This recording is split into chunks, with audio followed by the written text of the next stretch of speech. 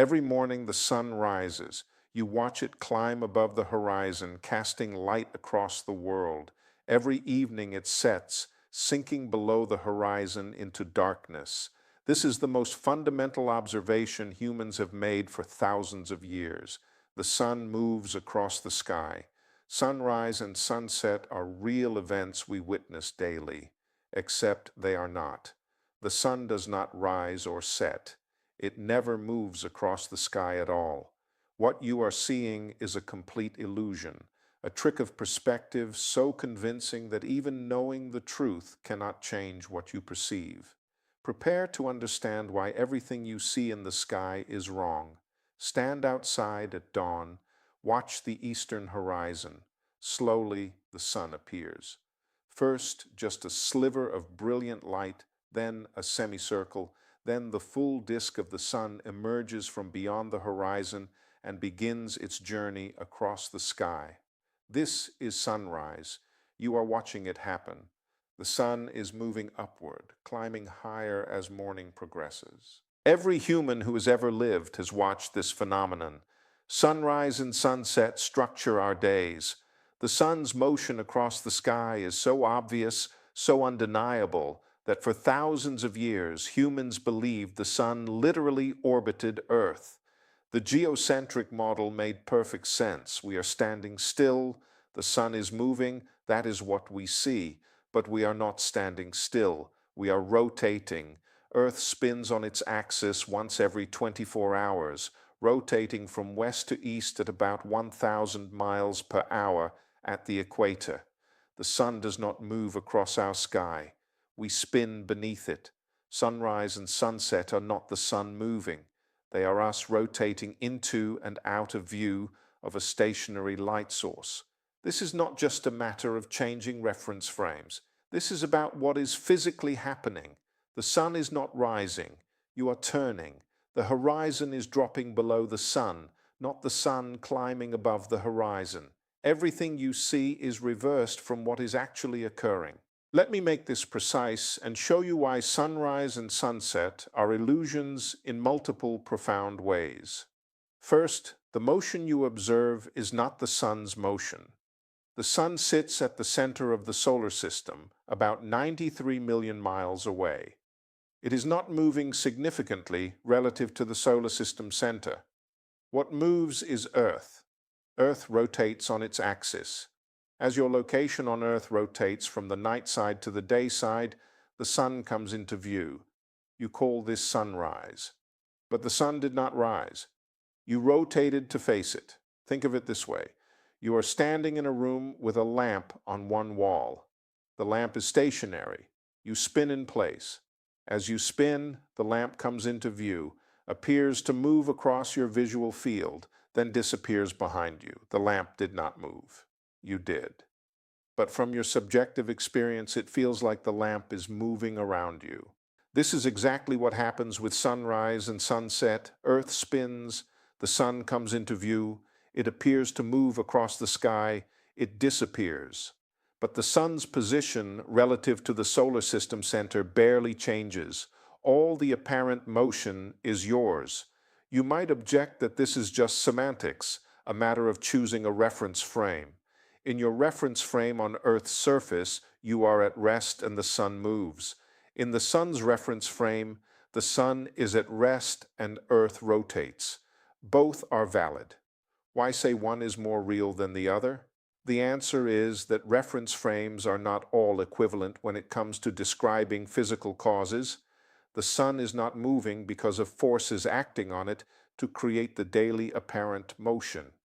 Earth is rotating because of angular momentum it has possessed since the solar system formed. The rotation is a physical property of Earth. The apparent motion of the sun is an artifact of our rotating reference frame. Moreover, the sun's reference frame is inertial, or nearly so. An inertial reference frame is one where Newton's laws hold without fictitious forces. Earth's surface is not an inertial reference frame. We are rotating, which means we are accelerating. Acceleration requires force. The centripetal force needed to keep you moving in a circle as Earth rotates is small, but it is real. You are accelerating toward Earth's axis of rotation at all times. In a rotating reference frame, you experience fictitious forces like the Coriolis force and centrifugal force. These are not real forces from physical interactions. They are artifacts of being in an accelerating reference frame. The fact that you need to invoke fictitious forces to explain motion in your reference frame is a sign that your reference frame is not inertial. So the Sun's reference frame, where Earth rotates and the Sun is stationary, is closer to an inertial frame than Earth's surface. The Sun's perspective is more physically fundamental. Earth is rotating, the Sun is not orbiting Earth daily. Sunrise and sunset are illusions created by Earth's rotation. Second, the Sun does not actually appear where you see it. This is due to atmospheric refraction. Earth's atmosphere bends light. When light passes from vacuum into air, it slows down and changes direction. The amount of bending depends on the angle at which light enters the atmosphere and the density of the atmosphere. Near the horizon, sunlight passes through the maximum thickness of atmosphere. The atmosphere is denser near the ground than at high altitude.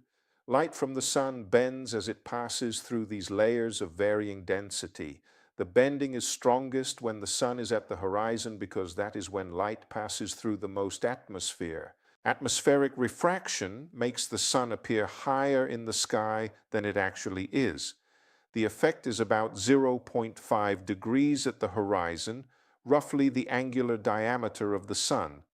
This means that when you see the bottom edge of the sun just touching the horizon at sunset, the sun's true position is actually completely below the horizon.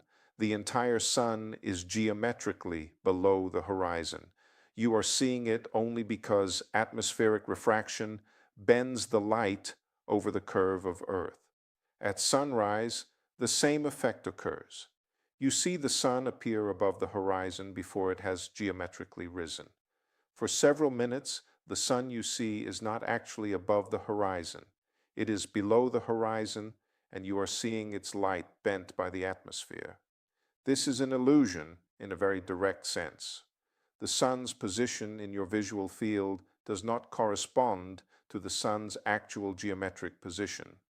You are seeing an image displaced from reality by atmospheric optics. Third, the sun's apparent size changes between sunrise, sunset, and noon due to psychological and atmospheric effects.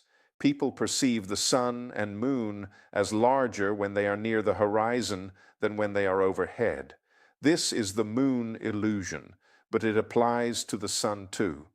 The sun's actual angular size does not change significantly during the day. It is always about 0.5 degrees, but it looks bigger at sunrise and sunset. This is partly psychological. When the sun is near the horizon, you compare it to familiar objects like trees, buildings, and mountains. These comparisons make it seem larger. When the sun is high in the sky with no reference objects, it seems smaller. This is a perceptual illusion, a trick your brain plays on you. But there is also a physical component. The atmosphere near the horizon is denser and more turbulent. Refraction and scattering stretch the sun's image vertically and compress it horizontally, making the sun appear slightly oval. This distortion contributes to the perception of size change. Moreover, the atmosphere scatters blue light more than red light, which is why the sky is blue. At sunrise and sunset, sunlight passes through so much atmosphere that most blue light is scattered away. Only red and orange light reaches your eyes. The sun appears red at the horizon, but this color is not the sun's true color. It is the atmosphere filtering the light. When you see a red sun setting, you are not seeing the sun's actual appearance. You are seeing what remains after atmosphere has removed most wavelengths. If you were above the atmosphere in space, the sun would appear white at all times. The colors of sunrise and sunset are atmospheric effects, not properties of the sun. Fourth, the timing of sunrise and sunset is not what you think. Official sunrise is defined as the moment when the top edge of the sun appears above the horizon. Official sunset is when the top edge drops below the horizon. But due to atmospheric refraction, the sun is geometrically below the horizon at both moments. This means the geometric day, the time when the sun is actually above the horizon, is several minutes shorter than the visible day, the time you can see the sun. You experience a few extra minutes of daylight at dawn and dusk due to refraction bending sunlight around the curve of Earth. The length of day varies throughout the year due to Earth's axial tilt and elliptical orbit, but even the concept of day length is somewhat arbitrary. Do you measure geometric day or visible day? Do you include twilight, when the sky is illuminated but the sun is below the horizon? Different definitions give different answers. Twilight itself is an atmospheric effect. Even after the sun is well below the horizon, sunlight illuminates the upper atmosphere. This scattered light reaches the ground, providing illumination. Civil twilight lasts until the sun is 6 degrees below the horizon. Nautical twilight until 12 degrees. Astronomical twilight until 18 degrees. Only then is the sky truly dark, no longer illuminated by scattered sunlight.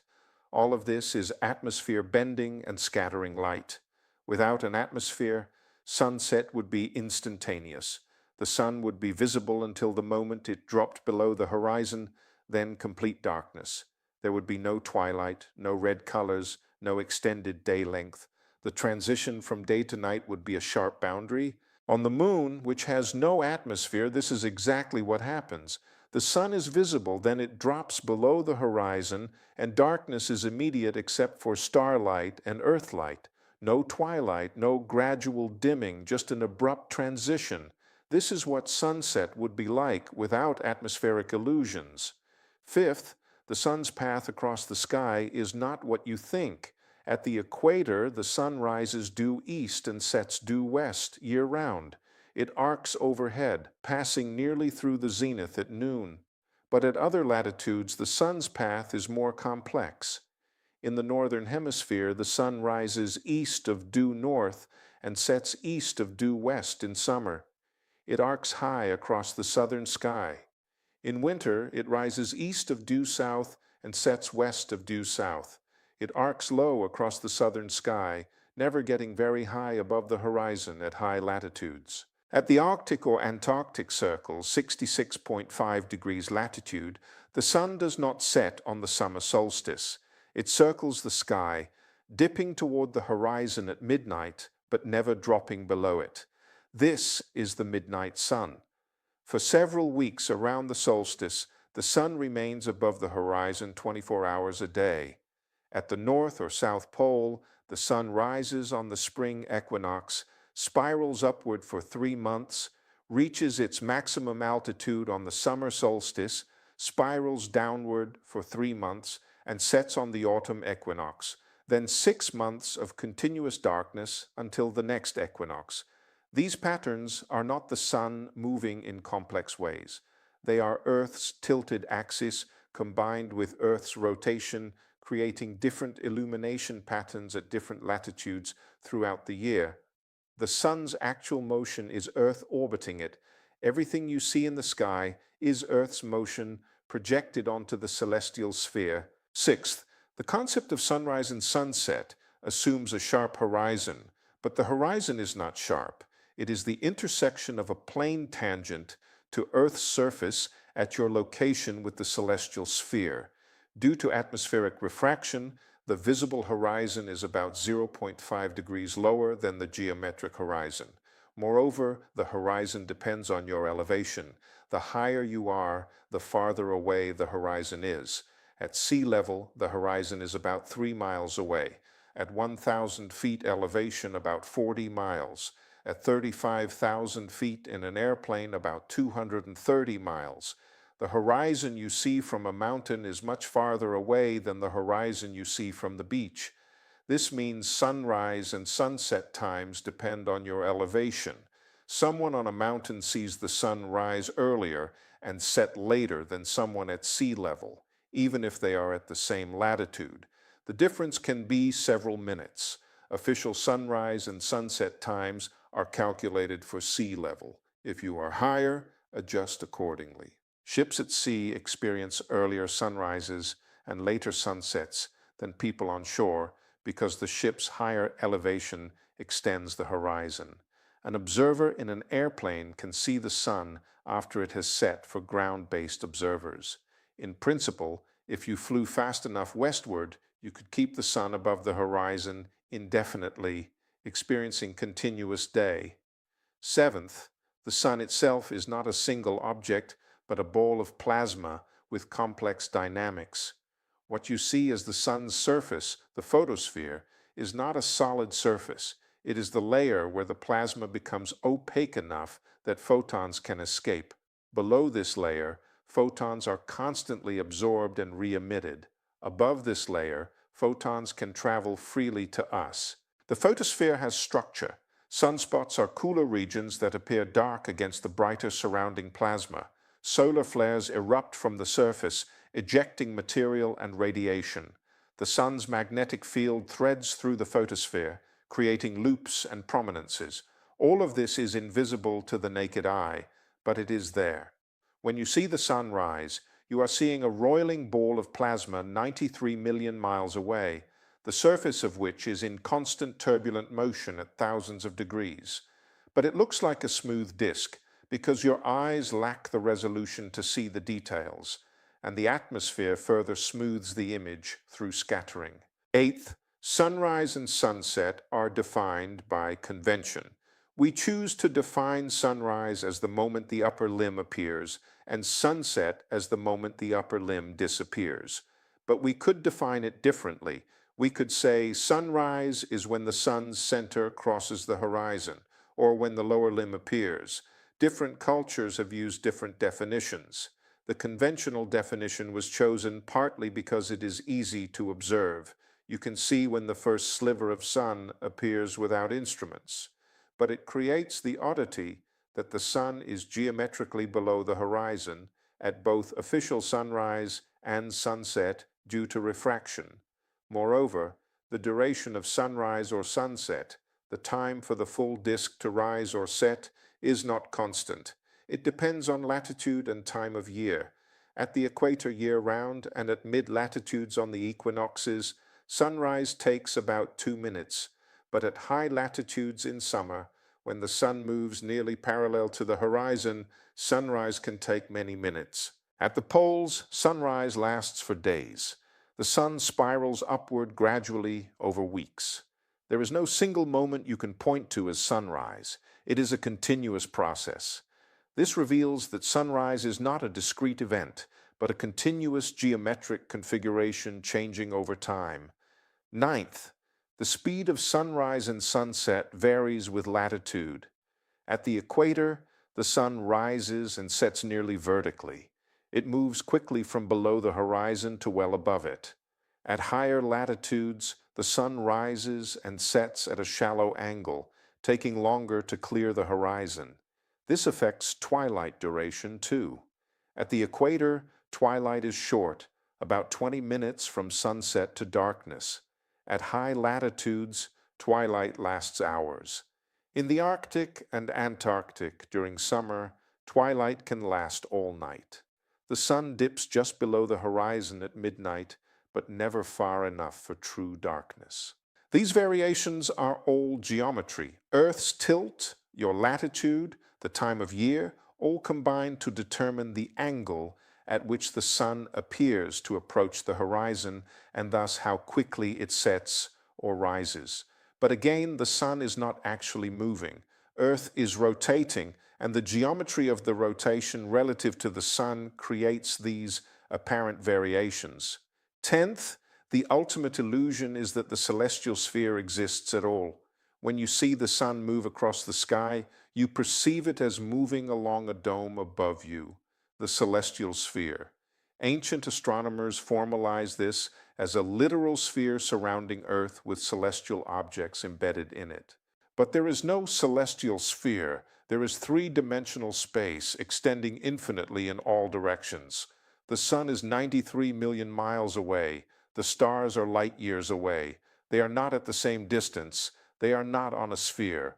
The appearance of a celestial sphere is a projection effect, a two-dimensional representation of three-dimensional space onto your field of view.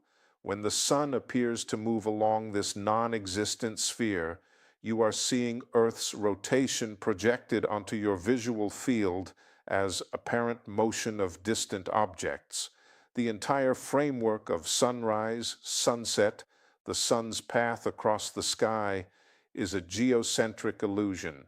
It is how things appear from Earth's surface, not how they actually are in space. Even calling it the sun's motion is wrong. The sun has its own motion, orbiting the galactic center at 500,000 miles per hour. Earth orbits the sun at 67,000 miles per hour. Earth rotates at up to 1,000 miles per hour. You are on a planet rotating on a planet, orbiting a star, orbiting a galaxy, moving through the universe. The only thing not moving is your subjective feeling that you are at rest watching the sun move. So sunrise and sunset are illusions. The sun does not rise or set. Earth rotates. The sun you see is displaced from its true position by refraction. The colors are atmospheric filtering. The size is perceptual distortion. The timing depends on conventions. The entire phenomenon is an artifact of being on the surface of a rotating planet with an atmosphere observing a distant star. Knowing this does not change what you see. You still watch the sun rise every morning. Your brain still interprets it as the sun moving. The illusion is so powerful that even understanding the reality cannot override your perception. This is why humans believed in geocentrism for millennia. The illusion is that convincing. But the truth is that you are spinning through space at incredible speed. And as you rotate to face the sun, you call it sunrise. The sun does not rise. You turn to face it. And that is what is really happening every morning when the world lights up around you.